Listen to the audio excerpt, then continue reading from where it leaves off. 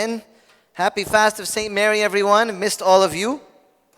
It's been a busy summer with all the youth activities and going around with the youth, but I'm glad to be back and be here with you all. I was trying to reflect and see what would be the appropriate topic to talk about during St. Mary's fast. And I was saying, we've talked about, what is intercession and who St. Mary is and why the church honors her, and we always talk about her virtues, but I wanted to focus on one thing that when I think of St. Mary, when you look at an icon of St. Mary, you see a very gentle, pure, holy, calm, controlled individual. When you see her, you might see so many other things. I just see her still. I see her still, and that's exactly what I don't see myself as. And so when I look at her, I begin to realize, I wonder how she managed to be the person that she was, how she had such an amazing virtue. So I want to talk about this sickness of this hurried life, the sickness of a life that is always rushed. I remember speaking to my spiritual father. I was sitting with him and talking to him about the everyday rhythms of my family and how busy things are and about the present condition of my heart as best as I could discern it. And I asked him, what do I need to do to be more healthy? I feel like I'm not healthy. And there was a pause, and he said, you need to eliminate hurry from your life. You need to eliminate hurry from your life. And so I said, oh, wow, that's a good one. What else you got? What else? Give me more spiritual stuff. He said, that's it.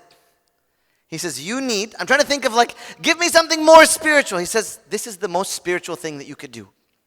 You need to ruthlessly eliminate hurry from your life. Imagine if someone gave you that prescription for your life. If somebody told you that your life depends on you slowing down, consider the possibility that perhaps your life depends on it. You see, hurry is the great enemy of the spiritual life in our day. Hurry can destroy our souls, and I see it happening in my own life often. I read a quote that said, hurry is not from the devil, hurry is the devil. Because it is exactly the tone and the mode of life that all those in the world try to emulate. We live in a society that is stuck in this rat race where everybody's super busy, running from one thing to another. If you're a college student, you have tons of classes, homework, papers, studying activities. You have 10,000 things going on. If you are married, you are running around, running after your kids, taking them to the soccer games, and you got to cook, and then you got to do this, and you got to do that, and you got to pay the bills, and you got to run the errands, and you got to go to church, and there's 10,000 things going on, and it's almost as if we idolize that type of life. We tell people, wow, I can't just sit. I can't just sit down. I need to be doing something. What do you guys think about that? Do you think that we have these symptoms? I'm going to give you some of these symptoms that I find in my life. For me at home, I find myself losing patience with the kids because they're slowing me down 2 or 3 minutes. Waiting them to get their shoes on, or to get out of the door, or to get their shorts on, or to brush their teeth, or to come upstairs, or go downstairs. Every 5 seconds, I'm always hurry up. And I have 3 kids, so I have 3 kids to rush at all times, and a wife. So I have one of those very, very, very, rushed personalities. I'll tell you a funny example. When me and Sherry were engaged and we were going out to eat or whatever, and I noticed this same habit. Every time we would pull up somewhere, we would pull in the parking spot, in 1 second. The car's parked, undo the seatbelt, door is open, I'm out. And I noticed okay, Sherry, she's looking for her purse, checking if the kids are okay, and doing whatever, seatbelt is still on. I'm in the bathroom, I've ordered, I've gone into the restaurant, I've taken care of business, and where's Sherry? I'm waiting for her to get out of the car so I can press lock on the car. I'm just a rushed person. And I began to try to figure out ways that, it was causing conflict. So I said, we would pull into a parking lot. As we're looking for a spot, I say, Sherry, find your purse. Where's the cell phone? In order for me not to rush her, because I kept on rushing, hurry up, Sherry. Okay, maybe you could undo the seatbelt. And I find myself, I'm just stuck in this rut of this hurried life. Think about the way you drive. I'm the type of driver, okay? If there is a car that is 100 feet down in the left lane and another car that is 70 feet down on the right lane, which one do I choose? Left lane for sure.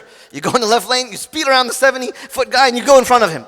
If I could find 5 extra feet to creep in, because I feel like I'm saving time. I feel like I'm victorious every time I save a minute or two.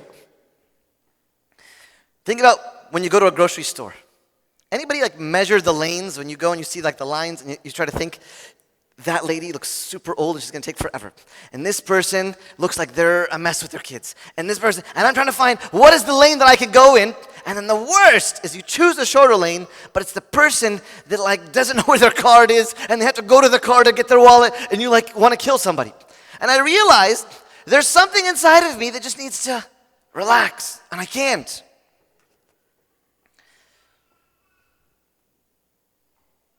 Our obsessions with time-saving gadgets. You got the iPhone 5, 6, 7, 8. All we're looking for is just the phone just to get longer and longer and longer so that I don't have to go into another screen to find my apps. I can put all of them on one page. We're always thinking about how I can save an extra few seconds. And what this does is it creates in our lives, for example, superficial relationships. Think about how you're connecting to many of your friends. Maybe it's Facebook.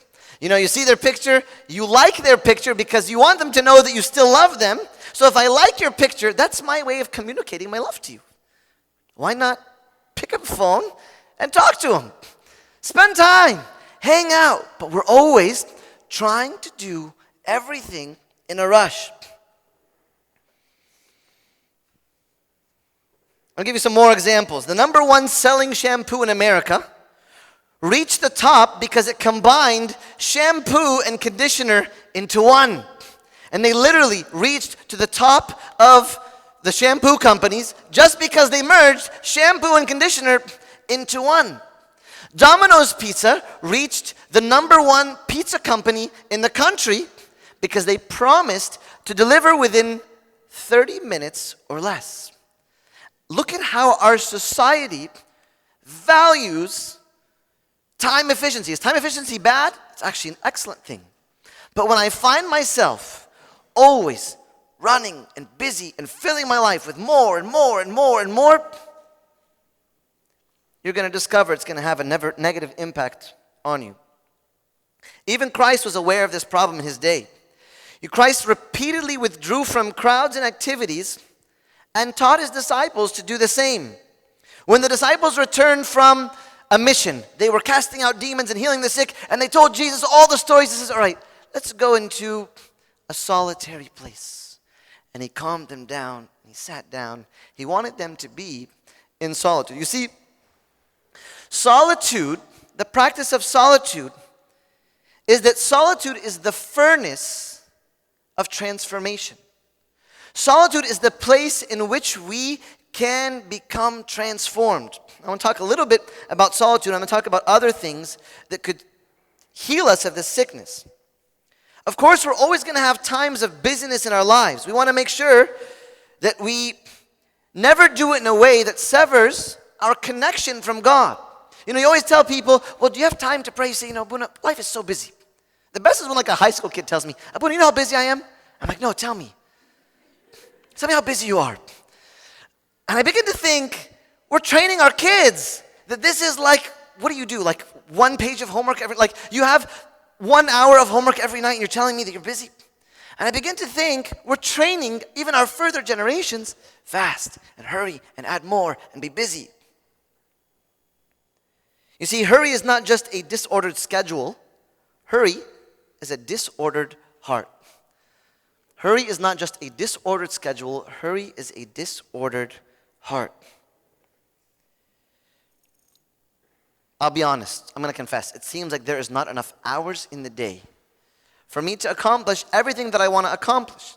And I believe that God didn't, in his wisdom, he chose not to put more hours, to say, no, you are not going to accomplish the whole world in one day.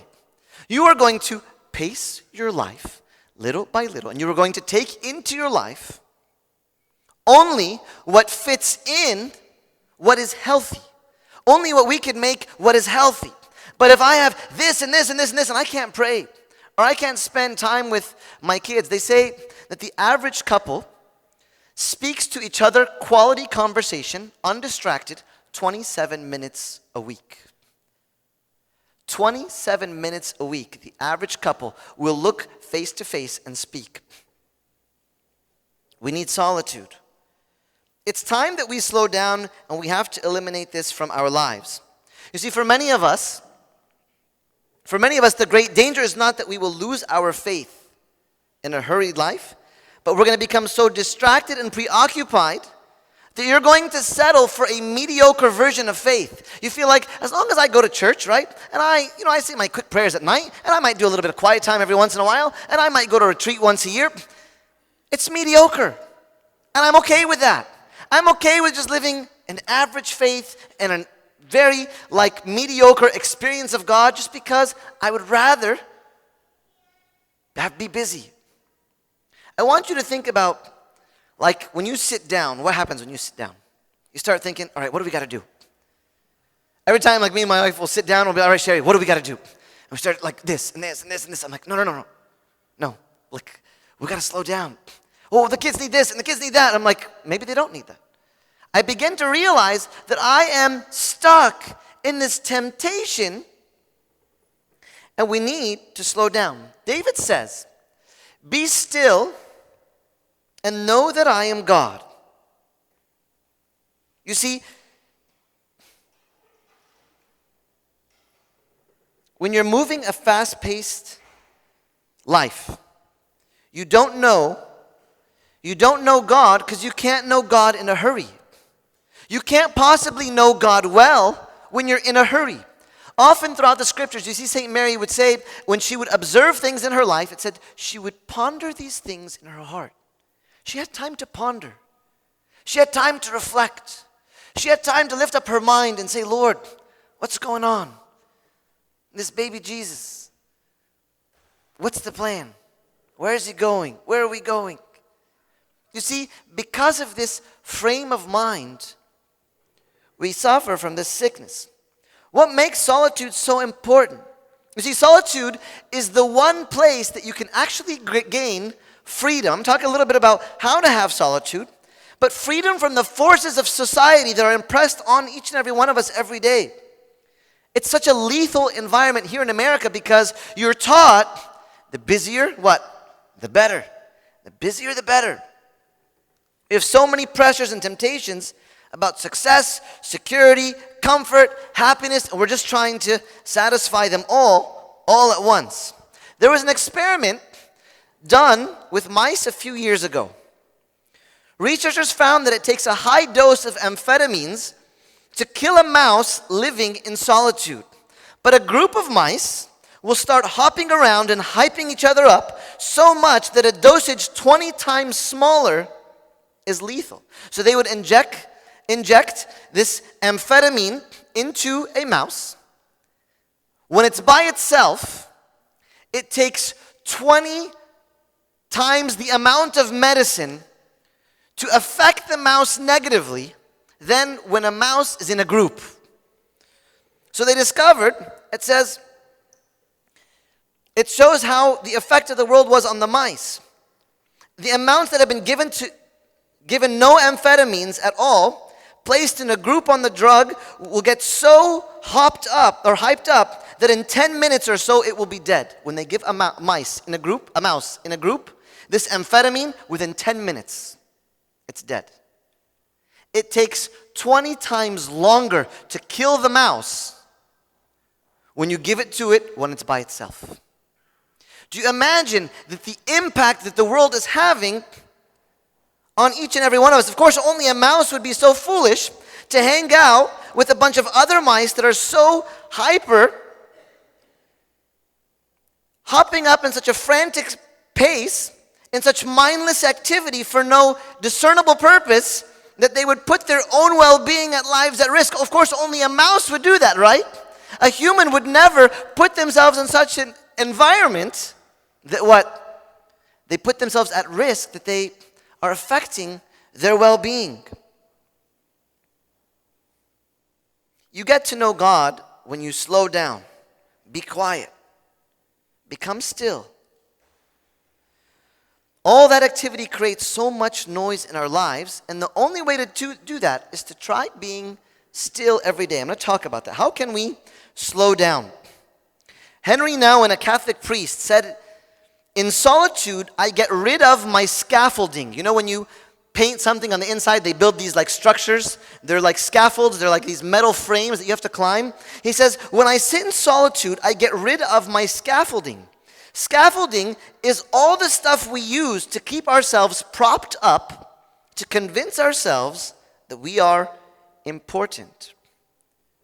In solitude, you have nobody to talk to, nothing, no agenda to meet, no calendar to fulfill. In solitude, you just shut your mind down and you close out everything and you sit with the Lord. There's so much that's distracting our minds. There's two categories of solitude that we each need in our lives. The first one is,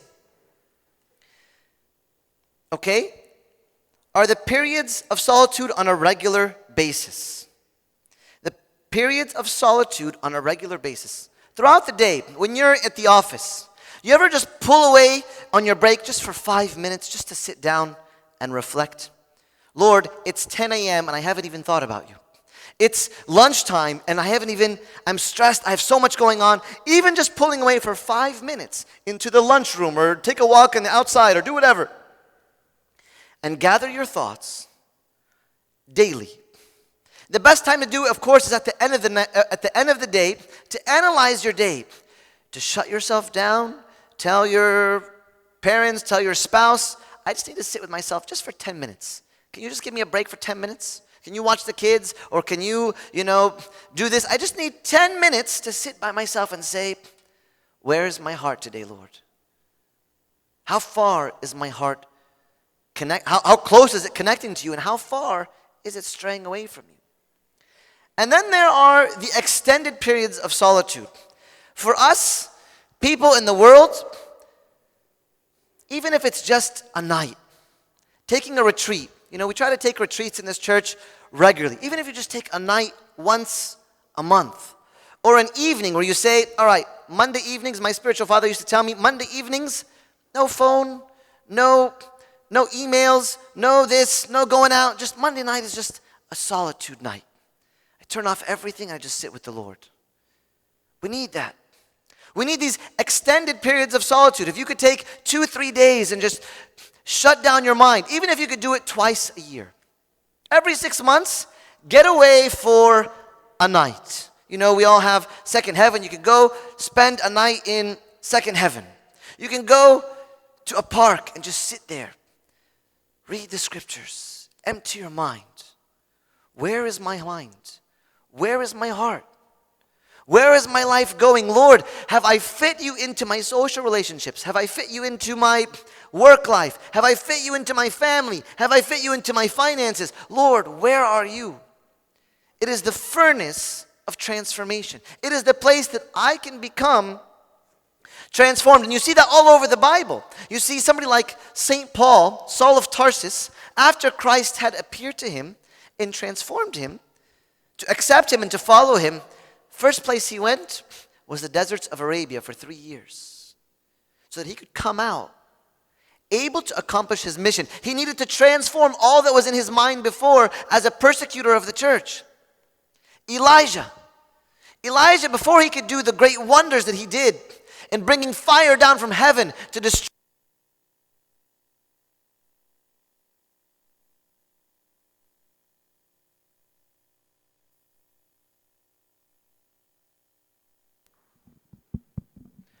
all of that shows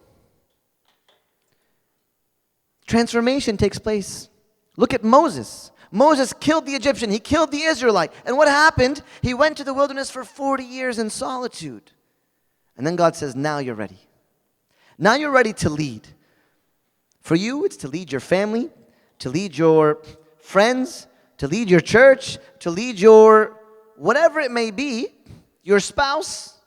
You need that solitude because you don't have that inner source of power. I read the saying of a Catholic saint named Francis de Sales, who used the image of a clock. Of course, this is an old clock in the old times, but I'm going to read what he wrote because I liked what he said. To express his need for extended solitude. He said, "There is no clock, no matter how good it may be, that doesn't need resetting and rewinding twice a day, once in the morning and once in the evening. In addition, at least once a year, it must be taken apart to remove the dirt clogging it. Straighten out the bent parts and repair those that are worn out. In like manner, every morning and evening, a man who really takes care of his heart muscle must wind up for God's service." The next thing that we need to do to slow down out of this hurry, sick life is to learn contentment. To learn contentment. St. Paul says, "Not that I speak in regard to need, for I have learned in whatever state I am to be content." You see, a lot of us, we feel a temptation to change the situation.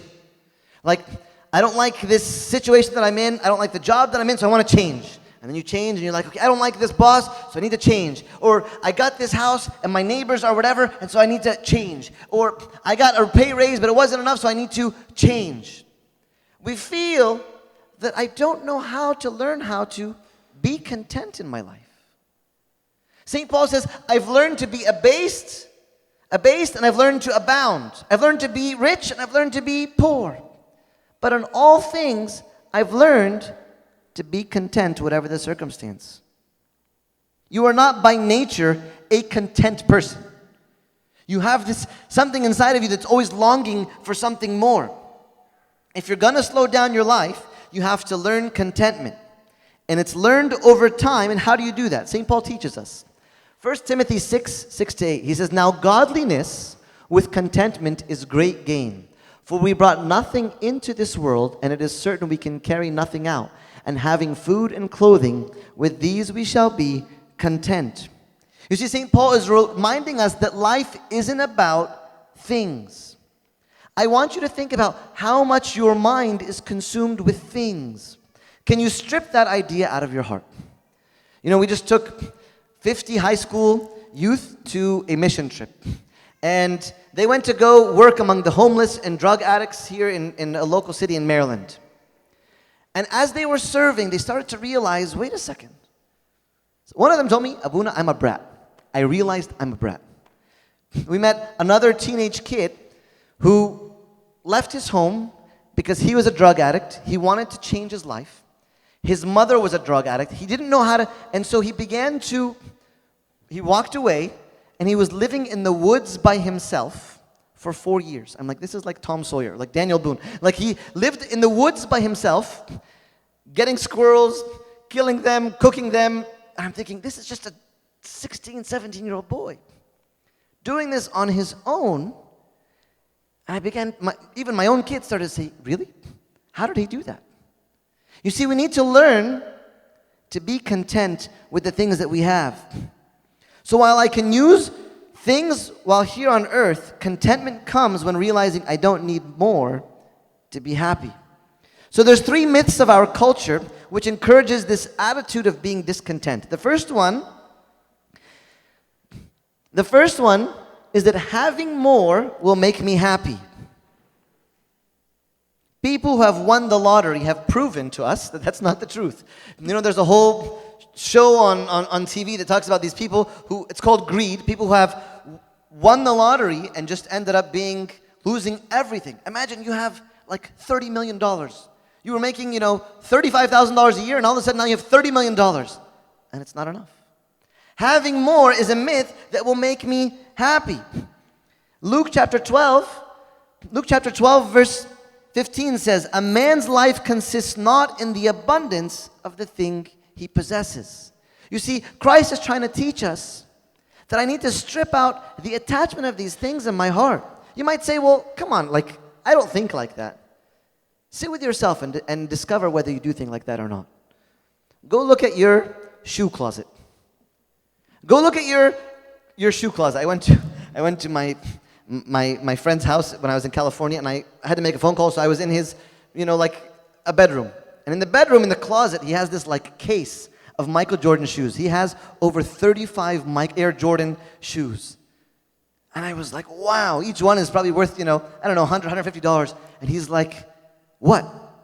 He's like, I just gotta have them. I said, really? Wow, you gotta have them. And I said, is it a hobby? He says, no, it's not a hobby. I love to wear them. He's like, I like them. So it's not just a hobby. You're not just collecting them. You actually believe that you need all these Michael Jordan shoes. Having more will not make me happy. The second myth, doing more will make me more worthy. In other words, if I do more, people will love me more. I'll be more valued. I'll be appreciated, admired, better respected. We try to prove our worth from our work. Do you notice how you do that with maybe your relationships? You talk about the things that you do, thinking that maybe if I just share with people, know what I do, people will value me more. People will look up to me and give me some appreciation. You see, people can't find their value in their relationships anymore, and so they talk about the things that I accomplish. You see, if you get your worth from your work, you're confused. You're going to be stressed out and running on empty because you're going to be running out at a fast pace your entire life trying to please others. Ecclesiastes 4:6 says, "It is better to have only a little with peace of mind than to be busy all the time with both hands trying to catch the wind." I have some friends that make several $100,000 a year. And they're like, I gotta pick up this contract, I gotta pick up this job. And I'm like, why? They say, I gotta just keep up. I have so many things that I gotta cover. You don't realize. I'm like, so making $35,000 a month isn't enough. He said, I know it sounds like a lot, but let me show you my expenses. And he pulls up his expenses. And I began to look at it. I'm like, this and this and this. He says, no, I can't get rid of those things. And I felt so bad for this person. Imagine if you had several $100,000 a year and you needed more work. What kind of slavery is that? What kind of discontentment is that? We have to be careful. I would much rather have only a little with a peace of mind than to be busy all the time with both hands trying to catch the wind. The third myth in our culture is that life is a competition. Life is a competition. The fact is that you're not in competition with anybody. Not your neighbor, not your siblings, not your boss, not your friends, not anybody. Why? Because you are unique. There is nobody like you. Nobody with your thumbprint or your fingerprint, even with your eye print. You are so unique. So if you're trying to compete with somebody who is not completely like you, it's pointless. There is no purpose in competing with those that are around you. And this is big in our culture. This is big in our culture. We have to admit it. Especially in our culture here, recently I had a chance to go to Egypt, and you just see, you talk to people and they're like, we have to send our kids to this school because everyone else in our community sends their kids to this school. I'm like, well, how much does it cost? They say 80,000 pounds a year to send a kindergartner to learn how to count to 10 in an American school. I'm like, wow, 80,000 pounds to teach your kid how to count to 20? And I began to say, what's wrong? It's a competition. What are people going to say if their kids go to this school and I don't go to this school? You're different than them. You don't need to keep up. You see, all this does is it creates jealousy, discouragement, pride. So quit trying to be like everybody else and stop comparing yourself to other people. You see, comparing and contentment are mortal enemies. If you're serious about slowing down your life, you've got to stop comparing your life to others. Once you start being content, you can actually start slowing down and living a sane, humane life. Mothers, how many of you, when you get around other mothers and you hear about all the activities that your kids are in, oh, my kid plays piano, and my kid Musharraf A, and you feel like, oh my gosh, my kids aren't doing anything. My kids are going to be whatever. And so you start saying, all right, kids, let's go. We got to get into the car. We got to go to the soccer. We're crazy. We're crazy people. This temptation to feel contentment in comparing our lives to others.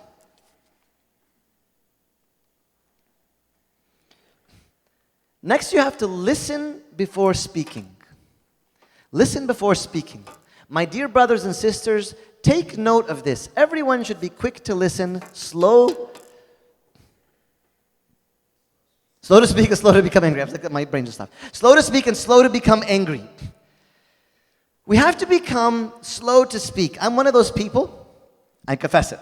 Like somebody is speaking, and because they're not speaking fast enough, I'm kind of like, I start nodding my head faster, so maybe they'll speak faster. And I find myself bobbing my head really quick because I want the person to speak faster so that maybe I can give my 2 cents. And I realize, no, you don't need to speak. Just be quiet. It's okay. You don't have to know everything. Just be quiet. Be slow to speak. Listen before speaking. Just take some time to listen to the person that's in front of you.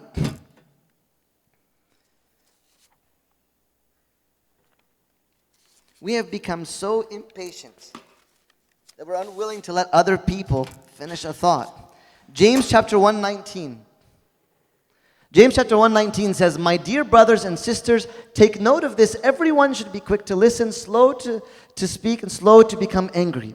I want you to think about it again just for a second. Do you see a man who speaks in haste? Do you see a man who speaks in haste? What's your opinion of them? What's your opinion of that person that speaks quickly? That always has to say something, that always has to give their 2 cents. Sometimes God puts those people in front of me to show me what's going on with myself. Do you look like that when you, do you look like this guy when every time you have to give your 2 cents and you have to speak? God will often humble you by this. The Bible is filled with instructions about being healthy. Once you get the heart and mouth slowed down, now you're ready to work on scheduling. We have to obey the 4th commandment. 6 days you shall labor and do all your work, but the 7th day is the Sabbath of the Lord your God. In it you shall do no work. You see, God says, I want you to take a day off every week. To take a Sabbath, which literally means a day of rest. God not only told us, but He modeled it for us. He said, even God Himself modeled this day of rest. We need time to sit alone. We need time to play. I always talk about we need to be like renewed and revived, and we need to have recreation also. You need to go out and play with your family. You need to go to the parks. You need to go swimming. You need to do whatever it takes to take something and make it sacred. You see, giving rest isn't just like stopping doing anything. It's making things sacred. The Bible says, keep holy the Lord's day. It's making a day for the Lord sacred. Do you have this sacred day in your life? Isaiah 30:15 says, for thus says the Lord God, the Holy One of Israel, in returning and rest you shall be saved, in quietness and in trust shall be your strength. Do you believe that? Nobody has time to be quiet. Come on. There's like a million things we got to do. You don't believe that your strength will come in the quiet. Your renewed strength will come in your solitude and in being set apart. You got to do something. You've got to give some things up. You can't just keep on adding things into your life. I want you to ask yourself, what am I going to give up? The question you should ask before you consider something new. You know, there was a time where anytime somebody came up with an idea, we would just create a new ministry. So at one point we had like 60 ministries in the church. We're like, no. If somebody's going to add a ministry, we're kicking one out. We have to make sure that we're not just adding things just to keep ourselves crazy. It's okay if we bring things together. Bring things so that we have better quality of life. You do better things more maturely. Don't worry about the things that you're not good at. Nobody's good at everything, so you need to know what your strengths are. When you're going to invest your time and your energy into something, find something that you enjoy. Don't just feel obligated to do all these other things. And the last thing is that I want us to make a list of priorities. Sit down. Make lists of priorities. Figure out do I have priorities in my life? Or is everything equally valuable? Do I have it? No, this is more important than this. Sometimes your family, not sometimes, always your family is more important than your friendships. Does it mean that we shouldn't have friendships? But you have to ask yourself, am I hurting my priority of family before I go and invest in my relationships? My relationships are important also. Before I go and add 10,000 activities, am I building quality relationships, or are all my relationships so superficial? I pray that we could follow the model of St. Mary, just being gentle. I always look to the person that has little but does it well. And I always feel like, man, I just want to calm down. You ever drive through Virginia and you go west and you look at it, you're like, man, I wish I just had that little house in the mountains, quiet, easy, so I can be filled again. The world is sucking the life out of us, just like those mice. The busyness and the relationships, the hesa. We have to be careful of that. And glory be to God forever. Amen. Let's stand up. We're going to pray.